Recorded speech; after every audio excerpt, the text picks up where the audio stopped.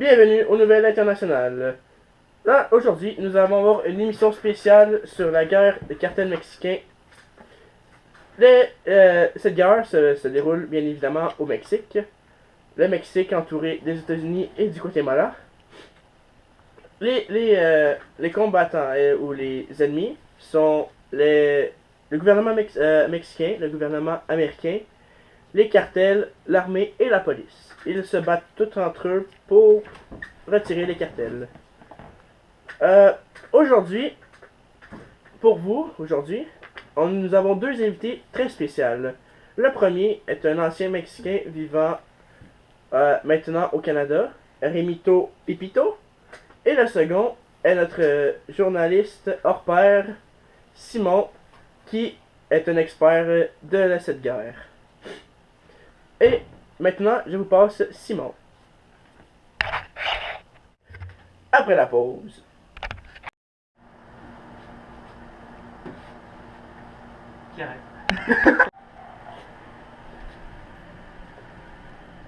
Merci Marc.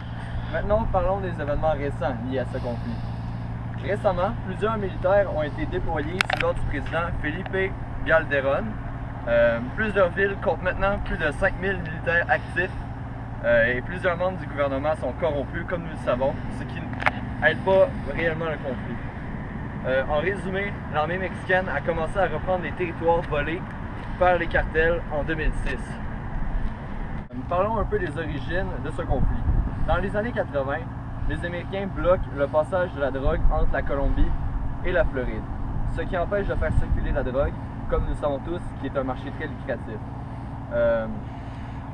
Les Mexicains sont obligés de faire passer la drogue par la voie terrestre et non plus par la voie maritime. Continuons maintenant ce reportage avec Remito Pipito, un Mexicain qui a vécu l'enfer avec les cartels. Sí, señor. Tenez, expliquez-nous un peu ce que vous avez vécu et les événements récents qui se sont passés. Donc, dans les années 60, il y a eu la priorité avec les guerres contre la drogue des États-Unis. Et en 1970, l'État a envoyé l'armée dans les cartels mexicains pour essayer d'éliminer les chefs de cartel, mais sans succès. Et puis là, c'est là que ma famille est partie en exil. Ils ont tué mon papa, ma maman et mon chien Pedro. Et ensuite, il y a eu la mort de nombreux dirigeants comme Pablo Escobar. Moi, j'étais déjà au Canada, dans la liberté. Merci beaucoup. Merci. Maintenant, retournons avec Marc. Après la pause. Hey, pas encore de pussy. C'est le nouveau pinceau qui enlève aussi les moustaches. Merci Simon.